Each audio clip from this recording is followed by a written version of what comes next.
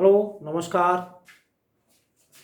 देखिए, मैंने पिछली वीडियो में आपको क्लास 10वीं में विज्ञान जो विषय होता है उसमें प्रकाश के बारे में बताया था। फिर प्रकाश का परावर्तन बताया, फिर परावर्तन के नियम बताए। उसके आगे मैं आज प्रारंभ करूँगा। वीडियो को देखने से पहले देखने के साथ साथ मेरा आपसे एक निवेदन है कि इस वीडियो को आप लाइक करें, शेयर करें और कमेंट बॉक्स में लिखें कि आपको वीडियो कैसी लगी, इसमें क्या सुधार होना चाहिए, जिससे कि मैं अपनी गलतियों को दूर करके इस वीडियो को अच्छे से अच्छा बना सकूं। और इस संबंध में मैं आपसे सहायता करने की उम्मीद चाहता हूँ। ये वीडियो मैंने हिंदी मीडियम वाले छात्रों के लिए बनाई थी। वैसे तो यूट्यूब चैनल पे बहुत सारी वीडियो इंग्लिश में पड़ी हुई हैं, इंग्लिश हिंदी मिक्स पड़ी हुई हैं, लेकिन प्योर हिंदी में ये वीडियो मेरे बनाने का उद्देश्य ये था जो ग्रामीण अंचल के बच्चे हैं वो इस चीज़ को अच्छी तरह से समझ सकें। भौतिक विज्ञान में प्रकाश बहुत अच्छा चैप्टर है और मैंने परावर्तन के नियम इसमें मैंने बता भी दिए हुए हैं। अब बात आती है परावर्तन के नियम से अब आगे हम क्या पढ़ें। देखिए, समतल दर्पण से परावर्तन हमने पढ़ा था, परावर्तन के नियम पढ़े थे। अब इसमें एक आता है प्रतिबिंब। प्रतिबिंब थोड़ी सी अच्छे आदमी वाला शब्द है। वैसे तो हम सभी लोग सुबह उठते हैं, नहाते धोते हैं, तो हम क्या करते हैं, अपना शीशा लेते हैं। शीशे को क्या कहते हैं? समतल दर्पण। समतल दर्पण थोड़ा अच्छी भाषा में कहते हैं, देहाती भाषा में उसी को शीशा बोलते हैं। तो शीशे में अपना चेहरा देखते हैं तो हमारा अपना चेहरा दूसरी तरफ दिखाई देता है कि कैसा चेहरा है। तो जो दूसरी तरफ दिखाई देता है उसको हम कहते हैं प्रतिबिंब। विज्ञान की भाषा में उसको कहते हैं प्रतिबिंब। तो आज सबसे पहला हमारा जो लेक्चर स्टार्ट होगा वो प्रतिबिंब से ही स्टार्ट होगा। प्रतिबिंब क्या होता है, क्योंकि जब हम प्रकाश पढ़ते हैं तो हमारे प्रतिबिंब बनते हैं। प्रतिबिंब कैसे होते हैं, कितने प्रकार के होते हैं, उनकी क्या विशेषताएं होती हैं, ये सब चीज़ें हमें से पढ़ना पड़ेगा। तो अब आता है सबसे पहले प्रतिबिंब। प्रतिबिंब प्रतिबिंब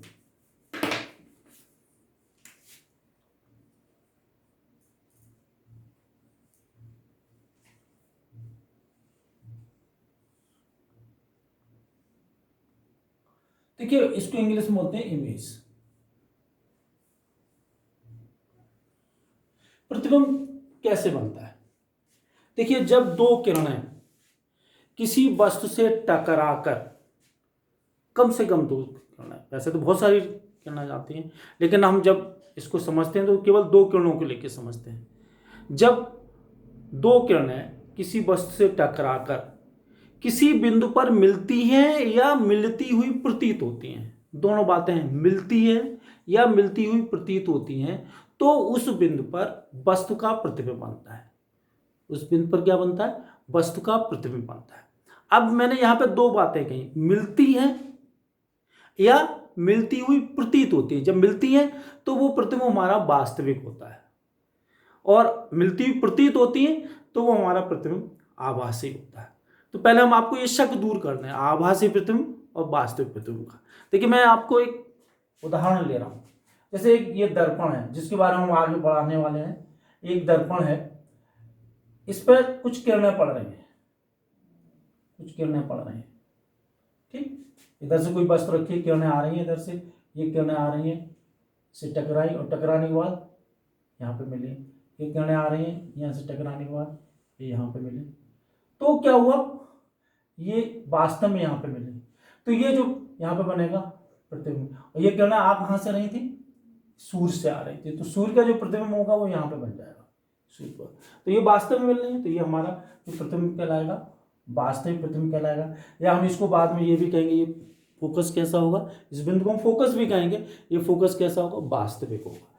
इसी तरह से अगर हमारा ये स्थिति है, एक दूसरा दर्पण है जिसको हम कहते हैं उत्तल दर्पण, इसमें भी किरणें आ रही हैं बहुत दूर से टकरा के, और टकराने के बाद क्या हुआ, यूं बिखर गई, ऐसे चलेंगे।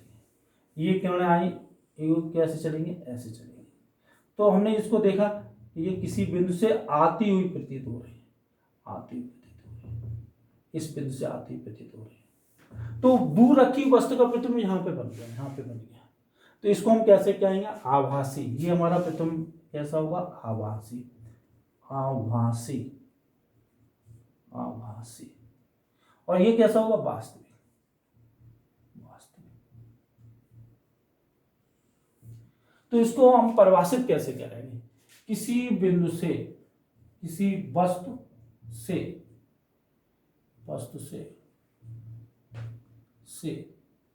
आने वाली किरणें,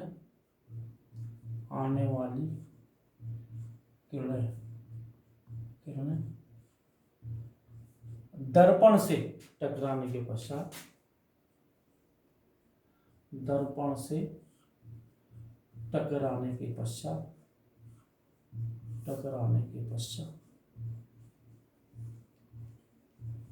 पश्चात, किसी स्थान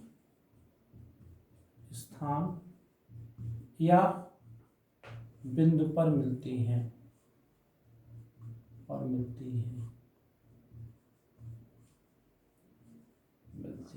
या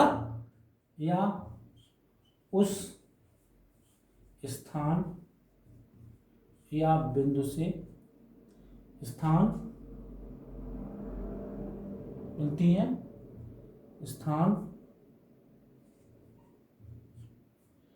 बिंदु से आती हुई प्रतीत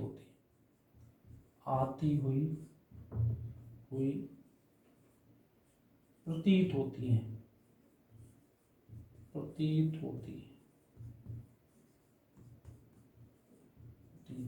उस बिंदु को प्रतिबिंब कहा जाता है। उस बिंदु को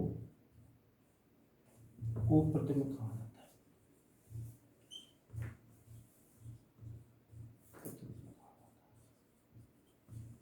ये एक शब्द इसमें आ रहा है बार बार, इसको थोड़ा हटा दीजिए तो ज्यादा अच्छा रहेगा।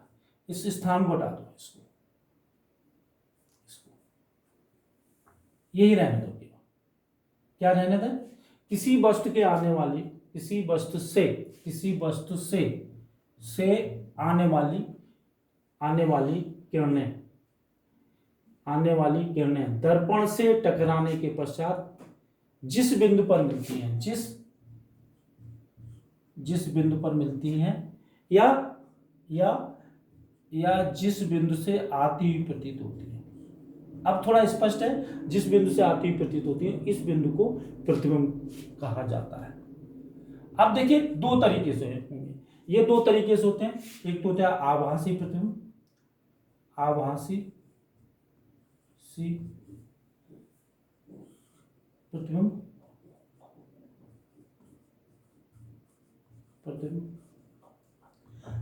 प्रतिबिंब, और दूसरा होता है वास्तविक प्रतिबिंब। वास्तविक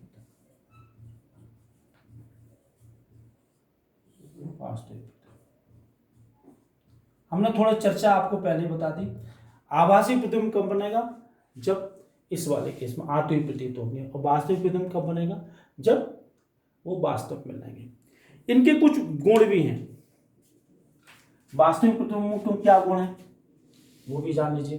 देखिए वास्तविक प्रतिबिंब नंबर 1 गुण ये है कि वास्तविक प्रतिबिंब हमेशा दर्पण के आगे बनता है। आभासी प्रतिबिंब हमेशा दर्पण के पीछे बनता है। अब आपको मैं एक छोटी सी बात पूछ रहा हूं, जैसे आप समतल दर्पण में सुबह प्रतिबिंब देखते हैं तो आपका प्रतिबिंब कहाँ बनता है? आगे बनता है, पीछे बनता है? पीछे बनता है। तो जो पीछे बनता है तो वो प्रतिबिंब कैसा हुआ? दर्पण के पीछे जो प्रतिबिंब बन रहा है वो कैसा होगा? जैसे ये दर्पण है, इसके पीछे जो प्रतिबिंब बन रहा है वो कैसा होगा? आभासी होगा। वस्तु इधर है, चेहरा आपका इधर है, प्रतिबिंब इधर बन रहा है, तो वो कैसा होगा? आभासी होगा। और जब प्रतिबिंब दर्पण के आगे बनता है तो वो हमारा वास्तविक होता है। ठीक है, पहले। दूसरा बात इसमें यह है कि जो हमारे वास्तविक प्रतिबिंब होते हैं वो हमेशा उल्टे बनते हैं। जैसे ये वस्तु है तो इसका प्रतिबिंब यूं बनेगा, और जो आभासी प्रतिबिंब होते हैं वो हमारे कैसे होते हैं? सीधे बनते हैं। आप जब चेहरा देखते हैं समतल दर्पण के सामने तो आपका प्रतिबिंब पीछे बनता है, लेकिन सीधा बनता है, यूं नहीं बनता, टेढ़ा नहीं बनता। तो आभासी प्रतिबिंब सीधे होते हैं और वास्तविक प्रतिबिंब कैसे होते हैं, वास्तविक प्रतिबिंब उल्टे बनते हैं। और एक तीसरा मुख्य बात, वास्तविक प्रतिबिंब को हम पर्दे पर बना सकते हैं, ले सकते हैं, उनको पर्दे पर देख सकते हैं, लेकिन जो हमारे आभासी प्रतिबिंब होते हैं उनको पर्दे पर नहीं देखा जा सकता, पर्दे पर हम उसको नहीं कर सकते। तो इस तरह से प्रतिबिंब क्या होते हैं, प्रतिबिंब कितने प्रकार के होते हैं, और प्रतिबिंब जो हमारे आभासी और वास्तविक प्रतिबिंब होते हैं उनके क्या क्या गुण होते हैं। अब बात आती है दर्पण। दर्पण क्या होता है? दर्पण देखिए, खूब अच्छी तरह जानते हैं, परावर्तन की जो घटना होती है वो दर्पण से ही संभव है। ठीक है, दर्पण से। अब दर्पण को हम दो भागों में बांटेंगे। एक तो होगा समतल दर्पण, समतल दर्पण जिसको हम सीधा सीधा कहते हैं शीशा बोलते हैं, समतल दर्पण, समतल दर्पण। और एक होते हैं, दूसरे होते हैं गोली दर्पण, गोली दर्पण, गोली दर्पण, दर्पण। इनकी कुछ आकृति इस टाइप की होती है, ऐसे इस टाइप की होती है, और नीचे एक पृष्ठ पर पारे की पॉलिश कर दी जाती है। ठीक, तो ये हमारा हो गया दर्पण, हो गया समतल दर्पण हो गया। अब देखिए गोली दर्पण क्या होते हैं, गोली दर्पण गोले से बनाए जाते हैं, तो इनको फिर दो भागों में बांटा दिया। एक होता है अवतल दर्पण, अवतल दर्पण, और दूसरा होता है उत्तल दर्पण, उत्तल दर्पण। ठीक, तो जैसे गोले से, जैसे नाम से पता चल रहा है ये गोले से काट के बनाए जाते हैं। जैसे मान लीजिए ये गोला है, खोखला गोला है,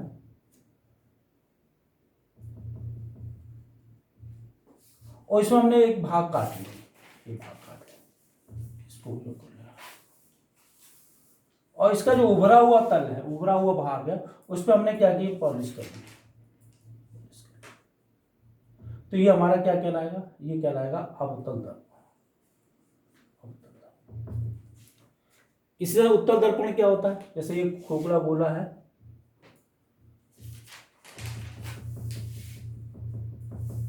इसमें हमने एक भाग काट लिया ये, और इसमें जो धसा हुआ भाग होता है, धसा हुआ भाग होता है, उधर हम पॉलिश कर देते हैं, पारे की हम पॉलिश करते हैं। तो उससे क्या होता है, ये हमारा उत्तल दर्पण कहलाता है, और ये हमारा अवतल दर्पण कहलाता है। जो धसा हुआ भाग होता है उस पर हम पॉलिश कर देते हैं। किसकी पॉलिश करते हैं, किसकी पॉलिश करते हैं, पारे की। ठीक है, पारे की कलई कर दी जाती है।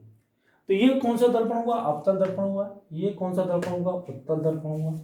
ये कौन सा दर्पण हुआ, समतल दर्पण हुआ। लेकिन ये तीनों ही परावर्तन की घटना को प्रदर्शित करते हैं, और तीनों में ही किसके नियम का पालन होता है, किसके नियम का पालन होता है, परावर्तन के नियम का पालन होता है। ये मैंने कल भी बताया था कि चाहे हमारा ये दर्पण हो, चाहे ये वाला दर्पण हो, चाहे ये वाला दर्पण हो, इन सभी में परावर्तन के नियम का पालन होता है। अब आगे हमें क्या बताना है, आगे हमें ये बताना है कि अवतल दर्पण में हम कुछ भौतिक राशियों का प्रयोग करते हैं, उनका क्या मतलब है। इसी तरह से इसमें भी हम कुछ भौतिक राशियों का प्रयोग करते हैं, उसका क्या मतलब है, ये हम आपको अगली वीडियो में बताएंगे। अगली वीडियो में हम इसका आपको जवाब दें, और आप मेरे इस वीडियो के साथ साथ नोट्स भी देखते चलें। नोट्स आपको लिंक में मिल जाएंगे, उनको आप लोड कर लीजिए, उनको बार बार पढ़िए, और जहाँ पे भी कोई दिक्कत हो उसको कमेंट बॉक्स में आप ज़रूर बताएं।